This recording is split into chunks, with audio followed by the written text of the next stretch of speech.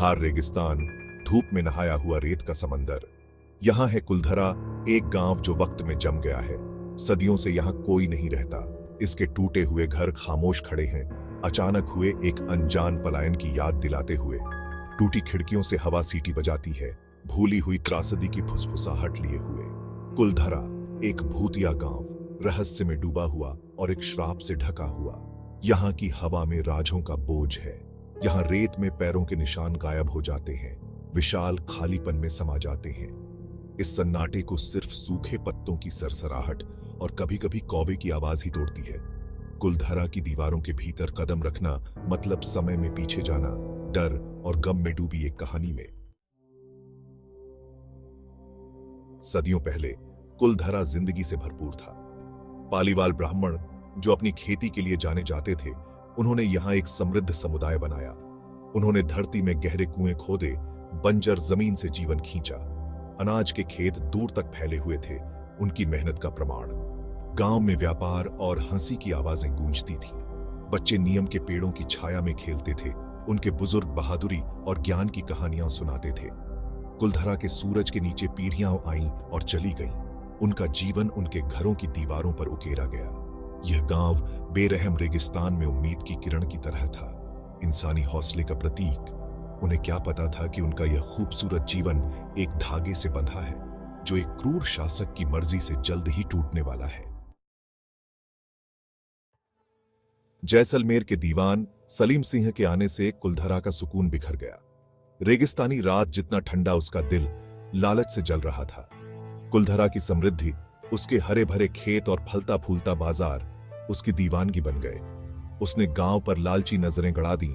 उसका लालच न्याय या दया को खत्म कर रहा था। सलीम सिंह अपनी ताकत के नशे में चूर, उसने गांव वालों पर बहुत ज्यादा टैक्स लगा दिए। उनकी मेहनत की कमाई छीन ली गई, जिससे उसकी ऐशो आराम की जिंदगी चलती रही। लेकिन उसकी चाहत सिर्फ दौलत से कहीं बढ़कर थी। वो गांव के मुखिया की बेटी की खूबसूरती पर मोहित हो गया था, जो अपनी सुंदरता और बुद्धिमत्ता के लिए जानी जाती थी। उसकी जिद नहीं सुनना और बार बार परेशान करना ने ग्रामीणों के मन में डर पैदा कर दिया। नामुमकिन मांगों और बेइज्जती के डर से कुलधरा के गांव वालों ने एक बड़ा फैसला लिया। वो अत्याचार के आगे नहीं झुकेंगे, वो शिकार नहीं बनेंगे। अंधेरी रात में उन्होंने अपना सामान समेटा और रेगिस्तान में चले गए। एक भी शख्स नहीं रुका। कभी जिंदगी से भरपूर रहने वाला गांव सन्नाटा हो गया। उसकी गलियां सूनी, उसके घर खाली। जहां कभी बच्चों की हंसी गूंजती थी, वहां सिर्फ हवा का शोर था। गांव वाले बिना किसी निशान के गायब हो गए। अपने पीछे एक भयानक सन्नाटा छोड़ गए, जो उनकी दुर्दशा को और बढ़ाता हुआ लग रहा था। उन्होंने अपने घर, अपने खेत, अपना इतिहास सब कुछ छोड़ दिया। गुलामी से बढ़कर आजादी को चुना। जैसे ही सूरज खाली कुलधरा पर उगा, अफवाहें रेगिस्तान में धूल के गुब्बार की तरह फैलने लगी। कुछ लोगों ने लोगों के पलायन की बात कही, एक काफिले के थार की विशालता में गायब होने की। दूसरों ने एक गुप्त समझौते की बात कही, एक दूर देश की यात्रा की जहां वे शांति से रह सकें। लेकिन सबसे ज्यादा मशहूर अफवाह, वो जो रूह कंपा देती थी और दिल की धड़कन बढ़ा देती थी, वो थी एक श्राप की। कहा जाता है कि गांव वालों ने कुलधरा को श्राप दिया था, उसे हमेशा के लिए वीरान होने का श्राप। इसकी दीवारों के भीतर कभी कोई खुश नहीं रह पाएगा। जो कोई भी यहां रात बिताने की हिम्मत करेगा, उसे दुर्भाग्य का सामना करना पड़ेगा। बेघरों के रोने की आवाज से पागल हो जाएगा। यह श्राप, गांव वालों के दर्द और गुस्से का प्रमाण, ने कुलधरा को जीवन की जगह से उजाड़ में बदल दिया। आज कुलधरा के खंडहर गांव के दुखद भाग्य की याद दिलाते हैं। सदियों से धूप में सिकी हुई मिट्टी की दीवारें, crumbling under the weight of centuries. The empty doorways like vacant eyes, staring out at the barren landscape. कांटेदार झाड़ियां पत्थर की दरारों से अपना रास्ता बनाती हैं। प्रकृति उस पर अपना हिक जताती है, जो कभी उसका था। सन्नाटा बहरा कर देने वाला है। टूटी खिड़कियों से हवा सीटी बजाती है, धूल और सड़न की हल्की गंध लिए हुए।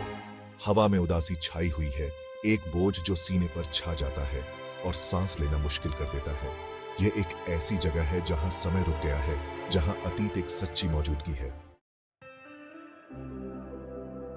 अपनी वीरानी के बावजूद कुलधरा पूरी तरह से जिंदगी से खाली नहीं है।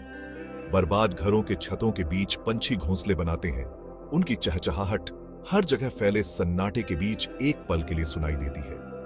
छिपकलियां ढहती दीवारों पर धूप सेंकती हैं, जरा सी आहट पर दरारों में गायब हो जाती है। और फिर कहानियां हैं जो रेगिस्तान के किनारे रहने वाले लोग सुनाते हैं। रात में खिड़कियों में टिमटिमाती अजीब रोशनी, हवा में आती बेजुबान आवाजों की कहानियां।